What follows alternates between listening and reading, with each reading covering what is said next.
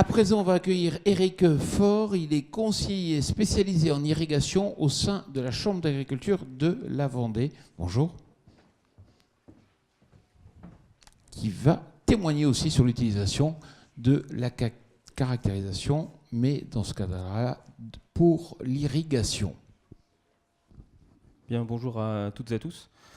Donc oui, moi je vais faire une présentation qui sera sûrement un petit peu plus agronomique que technique par rapport à ce qui a pu être fait ce matin. Bon, je fais avec les moyens du bord, avec mes connaissances.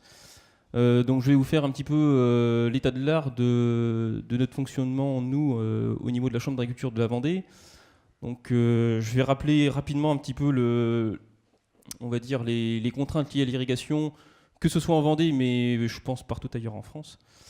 Et qui nous ont conduit à avoir le fonctionnement qu'on a mis en place depuis plus de 5 ans sur notre territoire. Donc on a des contraintes réglementaires, nous, qui sont croissantes. Alors ce matin, il y avait des contraintes réglementaires qui étaient dites positives, moi je les vois plutôt comme négatives. Je fais surtout référence au volume prélevable défini dans les SDAGE, les SAGE et au niveau des clés, avec un plafonnement dans beaucoup de situations. On a un coût de l'irrigation qui est quand même en hausse. Je rappelle grosso modo à peu près les valeurs. Les valeurs moyennes, le coût de l'irrigation oscille aujourd'hui entre 1 euro du millimètre à 2 euros du millimètre. 2 euros du millimètre sur les secteurs qui sont substitués. Sur le sud Vendée, dont j'ai la gestion aujourd'hui, c'est à peu près 25 millions de mètres cubes qui sont attribués tous les ans. Il y en a environ 12 millions de mètres cubes qui sont substitués dans des ouvrages comme vous avez en bas à gauche ici. Donc ça double grosso modo le prix de l'irrigation. Donc un passage d'irrigation, 30 mm, ben voilà, vous êtes à 60 euros maximum, voire à 30 euros. Donc avec des charges financières comme ça, aujourd'hui l'intrant chez nous l'eau est considérée comme un intrant, et l'intrant qui est le plus cher au niveau des charges opérationnelles à l'hectare. Loin devant l'azote, les semences ou d'autres charges de structure. Alors, on a parlé de sondes, on a parlé de matériel pour faire des mesures, de cartographie ce matin. Et encore cet après-midi, moi ça fait 25 ans que j'utilise des sondes. Alors quand je dis sondes, c'est au pluriel. 25 ans parce que je suis fils de céréalier, j'ai utilisé des sondes quand j'étais tout petit.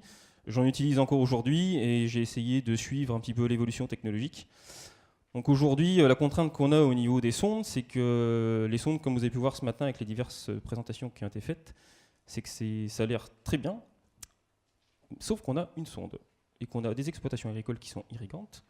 Il va se poser la question de où est-ce qu'on met des sondes. Parce que les sondes, même si elles sont très précises, très fiables, on va vite se rendre compte au champ que le positionnement d'une sonde est un peu plus compliqué que ça. Il y a beaucoup de facteurs à prendre en compte. Si on ne prend pas ces facteurs en compte, on a beau avoir un matériel qui est très pointu, très précis, et ben on n'en fera jamais rien. Et on aura du mécontentement au niveau des clients, des agriculteurs et au niveau des conseils qu'on pourra fournir. Alors une sonde, souvent, c'est une sonde égale une parcelle ou un îlot. Alors un îlot, ça peut être un îlot de 20 ou 25 hectares quand même. Donc il faut trouver un emplacement représentatif par rapport au type de sol, au travail du sol, au système d'irrigation. Ça, je vous ai pris les 3 grands facteurs. Et après, on a d'autres obligations qui en découlent. C'est l'obligation de respecter un bon contact sol-sonde pour ne pas mesurer de l'air ou autre chose. L'obligation de positionner aussi, ça peut paraître un petit peu futile, mais la sonde dans le chevelu racinaire pour estimer les consommations qui soient les plus justes possibles. Et enfin, dernière obligation, c'est la 4e que je vous cite ici, c'est l'obligation de positionner la sonde de façon à ce qu'elle mesure les précipitations et les apports d'eau. Alors, quand on est à des stades juvéniles de culture, que ce soit en grande culture ou en arboriculture, ça peut paraître là aussi un petit peu simpliste comme approche, mais vous verrez que l'interférence du couvert végétal peut nettement interférer la mesure faite par la sonde.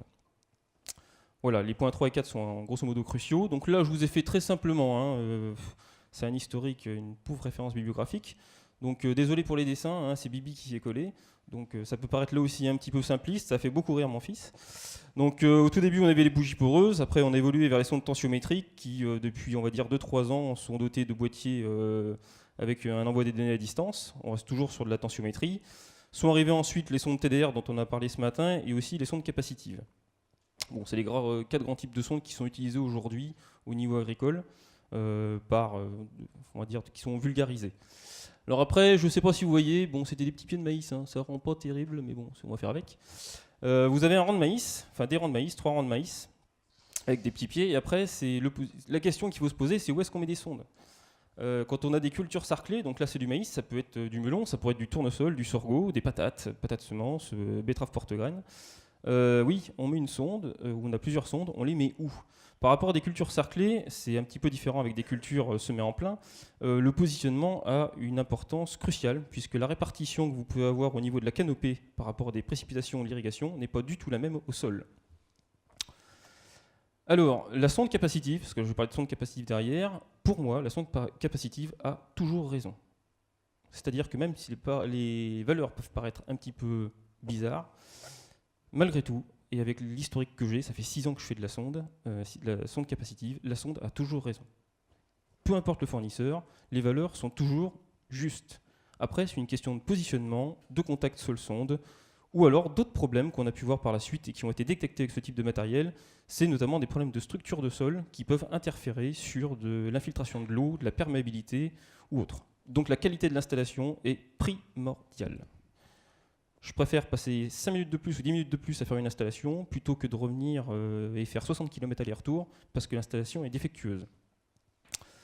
Alors aujourd'hui, nous, au niveau de la Vendée, on a un parc de 52 sondes capacitives en 2017. On va sûrement monter à environ 60 ou 65 échéance 2018. Bon, ça nécessite d'avoir surtout un appui technique au début quand on est agriculteur. Et là, je vous ai fait un petit peu, une parcelle idéale pour un agriculteur, parce que s'il y en a qui sont présents dans l'assistance, je pense que vous êtes tous rigolés d'avoir cette forme géométrique qui est parfaite. Donc je vous ai simulé un petit peu toutes les contraintes qu'on peut avoir pour positionner des sondes. Alors tout ce qui est en rouge, c'est là où on ne va pas mettre de sonde. Alors là déjà parce qu'au niveau des chintes, au niveau du travail du sol, donc là on a souvent les tracteurs qui font des demi-tours. Ensuite on va rajouter les systèmes d'irrigation.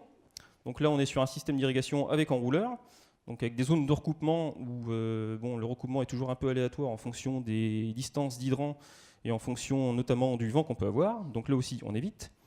Et on va essayer de positionner les sondes, grosso modo, de part et d'autre du passage de chariot de l'enrouleur, dans une distance de 5 à 10 mètres à côté du passage de chariot. Et là, grosso modo, on devrait avoir des apports qui seront à peu près théoriques et respectés. Donc, pour ceux qui seraient passibles de faire une petite sieste, je vais essayer de leur faire participer un petit peu. Alors, question. J'apporte 40 mm avec mon enrouleur. J'ai peut-être un peu forcé le trait, normalement c'est plus 30, 40 mm. Donc par champ, j'ai mis un pluviomètre, il tombe bien 40 mm au niveau du pluviomètre. Bon, déjà, bon point, l'enrouleur est bien réglé. Question, combien, à votre avis, il y a d'eau dans le pluviomètre qui se situe au pied? Bon, je rassure tout le monde, il n'y a pas de châtiment corporel si vous répondez mal. Je pense pas qu'il y ait de quoi à boire pour ceux qui auraient la bonne réponse. Alors, qui se risque? Bon, c'est inférieur à 40. 20, qui dit mieux? Ou moins, ça dépend. Il faut mettre 30. Allez, on va mettre la réponse. Eh ben non, 3 à 5. Alors j'ai répété la mesure X fois. X fois, je les compte plus, parce que tous les ans je l'ai fait, parce que bon nombre ont un peu la même réaction que vous pouvez avoir en ce moment en disant il est fou le pauvre garçon, et le pluviomètre c'est pas le même. Eh ben non, parce qu'en fait les 40 mm que vous pouvez répartir de façon homogène au niveau de la surface, enfin de la canopée, j'appelle ça la canopée, ça n'a rien à voir du tout avec ce qui se passe au fond, c'est-à-dire au niveau du sol. On a une incidence du couvert végétal qui est prépondérante, et grosso modo, si je dois schématiser sur des cultures sarclées ce qui se passe, c'est un petit peu l'effet d'entonnoir que je suis en train de schématiser avec l'animation, c'est qu'on a souvent, plus le couvert est haut, plus on a un effet entonnoir qui est marqué, si bien que la répartition au sol, qui peut être relativement homogène sur des stades de jeunes, ne l'est plus du tout au fur et à mesure que la culture se développe. Et donc, quand vous positionnez et que vous voulez mettre en place des sondes, vous avez intérêt de prendre en compte ce phénomène. Donc là, typiquement, sur une photo, non, je n'ai pas fait mes besoins sur des pieds de maïs. C'était juste après une pluie de 1,5-2 mm. Donc souvent, pour ceux qui ont l'occasion de se promener dans les champs de maïs, vous voyez qu'il n'y a que les rangs qui sont humidifiés. Et souvent, l'interrang que vous voyez là ou là est sec. C'est normal, on n'a pas inventé la gouttière, on a juste fait de copier la nature. Donc voilà, après le positionnement, moi je ne le mets pas sur l'interrang, je ne le mets pas non plus à 20 cm du rang sur les cultures sarclées, ni sur le rang, parce que là on a l'effet inverse, c'est qu'on va surestimer les précipitations ou les apports par l'irrigation. Il faut se décaler un petit peu, donc moi je me décale de 8-10 cm en moyenne, ça dépend après des cultures. Et après ce qui va aussi interférer, c'est les systèmes d'irrigation. Donc là j'ai parlé d'enrouleur, Si on est sur du goutte à goutte de surface que j'ai essayé de schématiser via le petit dessin que j'ai gratté, bon, bah, faudra se positionner entre le bol racinaire et puis le bulbe d'eau créé par le goutte à goutte de surface ou qui peut être enterré. Vu de dessus, ça donne un petit peu près ça, donc vous avez toujours les rangs de maïs. Il y en a qui se sont tentés à faire l'expérience du goutte à goutte de surface sur du maïs, avec une gaine sur deux, enfin un rang sur deux qui était sur laquelle on avait mis une gaine de goutte à goutte. Donc la sonde positionnée entre le goutteur et puis le pied de maïs. Je le fais fréquemment par contre en culture de melon, parce que qui dit Vendée dit production de melon. Donc tous les ans j'en mets sur des melons en plein champ. Donc forcément je prends en compte ce facteur-là. Sinon je ne vais pas retrouver les apports via le goutte à goutte, ni les consommations du melon. Alors après, grosso modo, là vous avez des installations au stade jaune sur du tabac, là on est sur des patates semences, et là vous êtes sur de la mojette, et oui, jambon mojette Vendée, ça existe aussi dans les champs en Vendée, donc ça c'est de la mojette. Alors je prends soin par contre, en cours de saison, c'est d'écarter la végétation pour ne pas qu'on ait d'effet parapluie. Donc là c'est juste des petits jalons que j'ai disposés, vous voyez la sonde qui est positionnée là, juste pour que les précipitations ou l'irrigation soient bien comptabilisées par la sonde. Alors, qu'est-ce que ça donne après en termes de bilan? Parce que bon, mettre des sondes c'est bien, faire des économies d'eau c'est mieux, faire de l'efficience c'est encore mieux. On s'est rendu compte au bout de 6 ans d'expérience que les sondes font plus que d'aider à faire du pilotage de l'irrigation. On va au-delà. Au-delà de par un petit peu la structuration des sondes, donc des sondes capacitives. Alors je ne vais pas citer de fournisseurs, il y en a 3 au niveau international aujourd'hui, des fournisseurs de sondes capacitives. C'est la même technologie, ça marche pareil, ça donne à peu près le même résultat, et on voit la même chose. Alors pour suivre l'enracinement des cultures, c'est assez sympa. Donc là on est sur une culture de blé dur, en sol de marais, avec travail du sol profond, donc c'était de la rotobèche. Donc là on voit le front d'enracinement qui a été présenté ce matin, donc là on le voit en détail date par date, reprise de végétation le 14 mars, donc stade des pieds centimètres. L'horizon 1 qui se met en fonctionnement, l'horizon 2 qui se met en route 5 jours plus tard, l'horizon 3 le 25 mars, etc. avec un enracinement et des consommations qui se mettent progressivement en place au fur et à mesure que la demande climatique augmente. Alors ensuite, on a parlé aussi cartographie. En cartographie, je vois qu'il y a beaucoup d'intérêt, qu'il y a de l'engouement. J'en ai fait moi-même, j'ai fait la démarche d'Effisol il y a plus de 7 ans. Donc j'ai fait tout le travail d'Effisol avec une dizaine d'agriculteurs vendéens. Donc on a fait de la cartographie, on a fait des fosses, on a fait de la conductivité aussi. Et malgré tout, si ça apporte des éléments relativement précis, voire très précis, il y a des contraintes qui ont lieu, c'est les contraintes structurales. Contraintes structurales, c'est que les parcelles agricoles, parce qu'on parle bien quand même d'agriculture numérique, il y a une activité dessus. Donc il y a des hommes qui travaillent, il y a des productions qui y sont faites, et que l'activité de l'homme va forcément avoir un impact sur la structure du sol. Et donc ce qu'on peut avoir d'un point de vue cartographique, c'est un élément, la carto, mais il faut aussi aller dans le champ, mettre des bottes, la cote, et voir ce qui se passe. Alors l'effet d'une croûte de battance, typiquement, qu'est-ce que ça donne? C'est ça. Donc là, vous avez le 10 août une irrigation sur maïs 30 mm, mesurée par la sonde 10 mm à peine. Donc première remarque un petit peu simpliste, c'est la sonde ne marche pas. Même la sonde, ces deux-là, je vous laisse dire la fin de la phrase. Quand on regarde horizon par horizon, on voit qu'il n'y a que le premier horizon qui réagit, mais très peu le deuxième et pas du tout ceux du fond, alors qu'on est sur un sol qui fait plus de 60 cm de profondeur. On est toujours sur la même parcelle, on est un petit peu plus tard en saison, 30 mm, et là on mesure 30,5. Bon allez, vous me faites cadeau des 0,5 mm s'il vous plaît. Qu'est-ce qu'on a fait entre temps? J'ai juste fait un binage manuel de ça en termes de diamètre autour de la sonde. J'ai juste fait sauter la croûte de battance. Et là, on se rend compte qu'on retrouve notre apport, et que 2, tous les horizons du fond répondent. Donc vous pouvez faire des cartes de résistivité, de conductivité, de profondeur du sol. Si la structure du sol n'est pas bonne, la carte, l'intérêt est limité. Alors après, recoupement de position d'irrigation, ça je vais aller vite. Les pertes par percolation, donc ça c'était pour doser les quantités par passage. Donc on est sur un sol superficiel, de l'agro-superficiel, 15-20 cm de profondeur. Après vous avez la roche-mère constituée de calcaire qui est fissurée. À chaque passage, on a des petites bosses et on n'a pas de marge de consommation derrière. Petite bosse, pas de marche, petite bosse, pas de marche. 3 à 5 mm de perte dans les horizons en profondeur. Vous faites fois le nombre de passages, 7 passages, 7 fois 5, 35, 350 mètres cubes hectares qui sont partis en profondeur et qui n'ont pas été valorisés par la culture. Alors, à part EDF qui est content parce que le compteur et la pompe tournent, l'agriculteur, lui, l'intérêt est un petit peu modeste. Donc là, l'intérêt, c'est de passer de 30 à 25 mm par passage. L'infiltration, je vais aller vite parce que le temps est compté. Impact de la durée du tour d'eau aussi. Ça, c'était juste pour voir les stress hydriques que Elodie vous a présenté déjà ce matin. Sinon, un exemple assez criant de l'état structural. Donc voilà, je fais des petits dessins aussi. Je suis désolé, j'aime bien. Donc là, vous avez une sonde capacitive, donnée horizon par horizon supérieur, horizon inférieur à 50 cm. 10 à 20 mm mesurés seulement par passage, alors qu'on a porté 30 mm en théorie. Donc on a fait des profils. Et oui, souvent, ce que j'ai bien aimé aujourd'hui, c'était que le terme profil apparaissait, ou fausse pédologique. Et oui, ça fait du bien, parce que la sonde marchait dans ce cas-là, elle mesurait bien, c'est ce que je vous disais. La sonde marchait, le couvert était beau, c'était homogène, on se dit pas quand même, ça souffre pas. Et donc, voilà. Donc nous, on n'a pas beaucoup de moyens en Vendée, on n'a pas de mini-pelle, donc c'est la pelle, la pioche, la fourche, l'huile de coude. Donc voilà, là je suis habillé en beau gosse aujourd'hui, là c'était la tenue plus officielle de semaine, donc la cote, j'ai pas toujours le couteau à la main, je rassure tout le monde.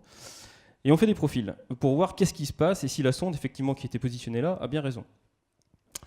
Effectivement, oui, elle avait bien raison. Donc quand on regarde d'un point de vue structure ce qui se passe, donc on a bien, premier élément, une croûte de battance qui était en surface, une terre fine 7 cm qui était assez grumeleux, qui était liée à la passage d'air rotative, reprise du labour, un horizon relativement bien structuré avec de la circulation, et puis là on a une semelle de labour prononcée à 25 cm de profondeur. Et vous mettez les capteurs en face. Et là, vous comprenez pourquoi tout à l'heure, on avait ce type de graphique là. Voilà. Donc la semelle de labour, vous la mettez grosso modo ici, et ça limite l'infiltration dans les horizons inférieurs. Hop, je reviens. Alors, je rassure tout le monde, je ne suis pas en train de faire le dénigrement du système labour. Le profil que je vous présente ici, je peux aussi vous faire voir, et j'ai des photos à l'appui, de profils grosso modo similaires dans des systèmes non labour ou semi-directs. Parce qu'on trouve des mauvais agriculteurs dans tous les systèmes de culture. Attention. L'influence du drainage, là aussi, les sondes permettent de mesurer la qualité de drainage artificiel qui peut être sur une parcelle. Donc là, vous avez une culture de melon en tôle de marais. Il n'y a que l'horizon de surface où il y a de l'activité racinaire, rien dans le fond. Et qu'est-ce qui se passe quand on va dans le champ ? Alors là non plus, je n'ai pas pris un seau d'eau, je n'ai pas mis de l'eau dans le trou, je rassure tout le monde, ce n'est pas un photomontage. Vous êtes à 10 cm. Vous avez un capteur qui est en train de mesurer grosso modo une activité racinaire, puis en dessous, vous avez des horizons qui sont complètement engorgés. Ça parle, je pense. Donc ça, on était sur du melon, avec là parfois un drainage qui était efficace, et normalement, j'ai pas la dernière diapo, c'est dommage. J'avais une autre diapo, c'était comparaison labour et rotobèche, qui est encore plus parlante, mais c'est pas grave. Merci beaucoup en tout cas. Merci bien, on vous applaudit.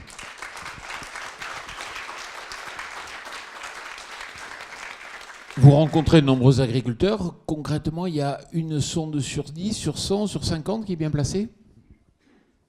Alors, premièrement, oui, je rencontre pas mal d'agriculteurs. Aujourd'hui, comme je vous disais, j'ai 25 millions de mètres cubes à gérer en termes d'irrigation. Ça représente 350 structures agricoles. Donc, c'est à peu près mon clientélisme quotidien.